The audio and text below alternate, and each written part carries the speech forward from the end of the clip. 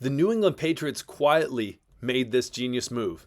Actually, moves. Let's talk about it. My name is Aaron on the daily Patriots content. Don't miss out. Hit that subscribe button, hit the notification bell so you don't miss out, and hit the like button as well because it helps me out a lot and it takes you 2 seconds.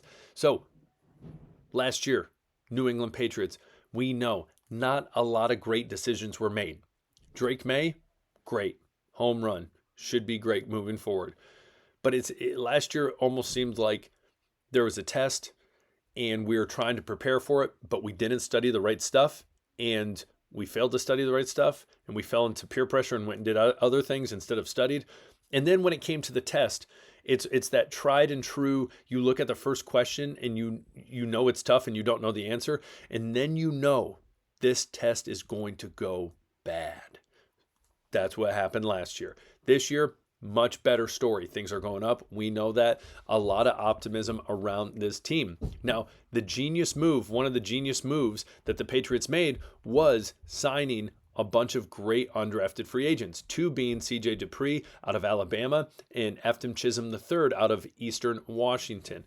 So it's crazy to think, too. One is literally from Alabama, this dynasty in college football, obviously had a down year for them last year, but then you have an FCS player in that same sentence. Crazy. But anyways, the great news with them is the fact that they were able to draw them to the Patriots when other teams were really trying to get them to come to their organization. And that is the one great thing about being an undrafted free agent. A lot of people would say you would rather be an undrafted free agent than a seventh round pick. Why? Because in a way, if you have multiple offers, and that's not always the case, but if you have multiple offers, hey, I think I'm going to have a better time, a better opportunity to make this team as opposed to this team, so I'm going to go to this team. Or you get to kind of see, all right, who's going to give me this guaranteed money? What's going to be the best amount of money I can get, the best situation for me? And obviously, between these two guys, they chose the New England Patriots. But what was great about it was, hey, they were not willing to let them walk to another organization. They said, listen, we have the money. We're going to spend the money. Smart move by them to get these two guys. And again, I know you're probably wondering as well, as we talk about Dupree and Chisholm, well, what about Land Larison? Now, Land Larison, you look at his contract real quick, $175,000. Still a lot of money compared to theirs, which is $264,000 for Dupree, and then $259,000 for Chisholm. Now, to give you an idea, the top end a lot of times, most years for undrafted free agents is around that 200,000 margin. So again, it goes to show how competitive the Patriots, listen, we are not letting you walk.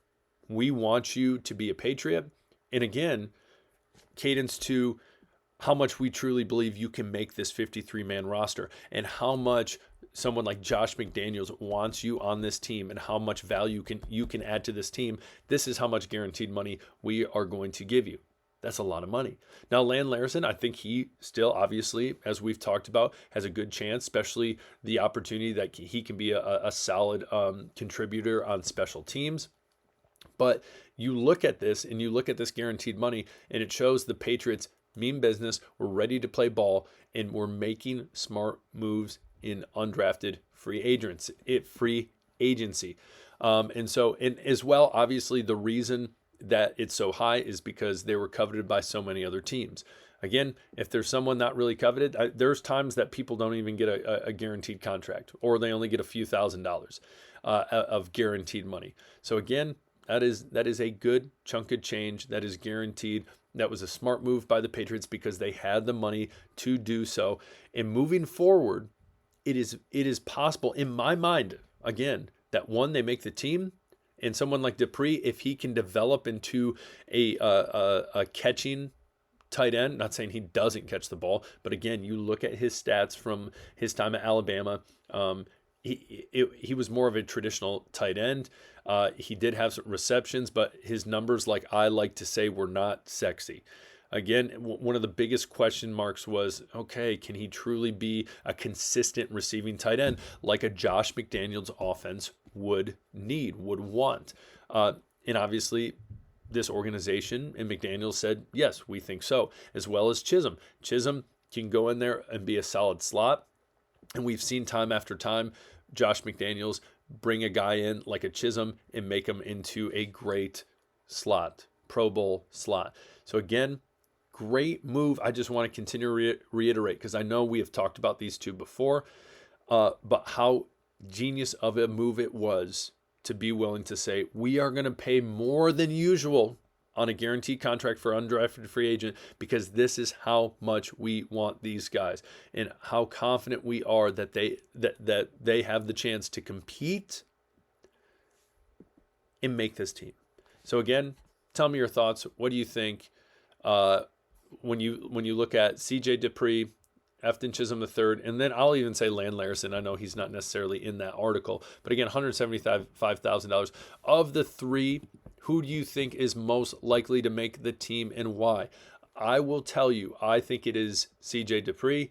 I think Jaheim Bell is going out the door, even though he is very versatile. I think that Dupree is more of that traditional tight end that Josh McDaniels wants, and that Josh McDaniels knows, hey, I can develop him into someone like a Hunter Henry, who can be a consistent receiver, play in, play out. I think that is huge. I think Dupree, of these three guys, is I would tell you, lock. So who's your lock? Comment below.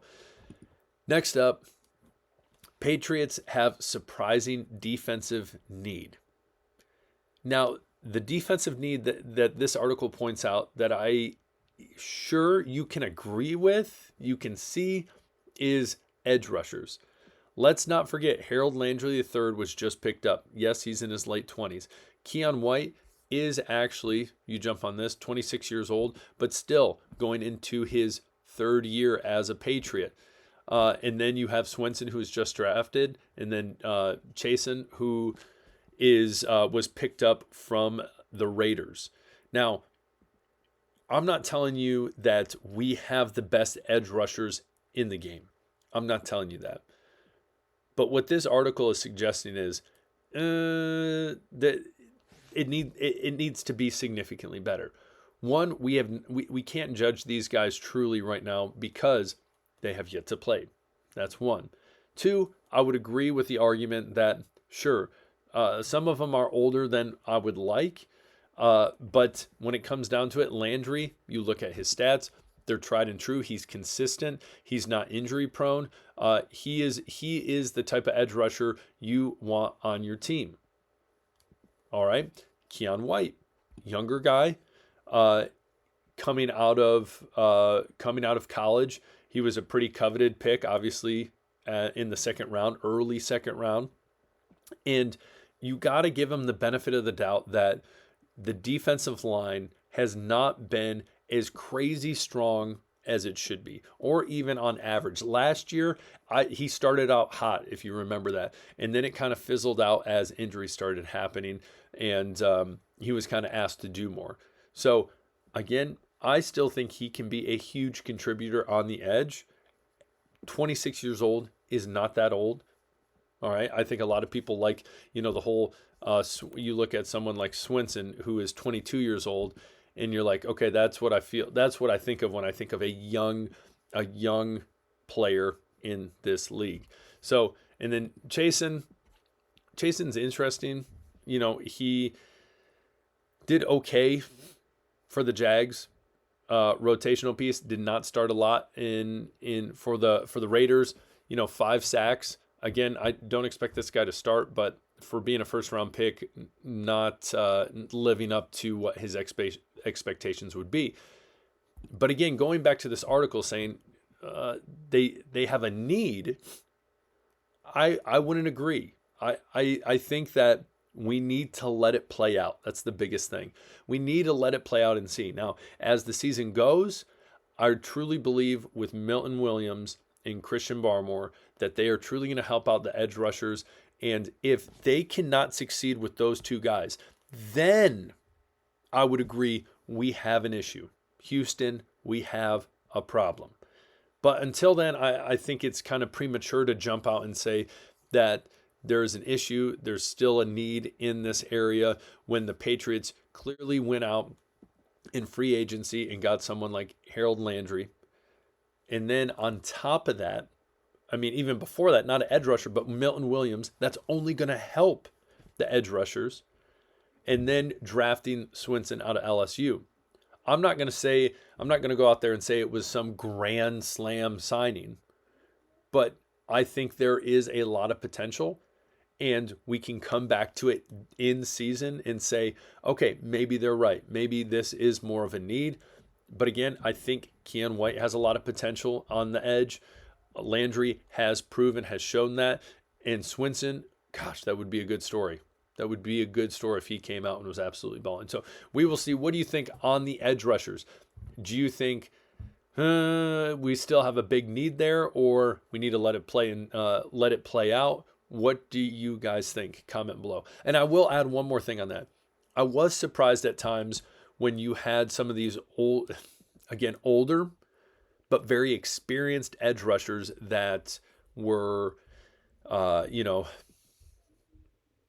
being flaunted around for trades or were released or whatever it might be. So Khalil Mack, for instance, Von Miller, for instance. Was it Bosa? Yeah, it was Bosa, for instance. And so again, you have all these different players, and I was thinking, oh, the Patriots might do it. The Patriots might do it. But again, a lot of those guys older, towards the ends of their career, where then you look at a Landry who has been consistent year in, year out since he's basically been in the league.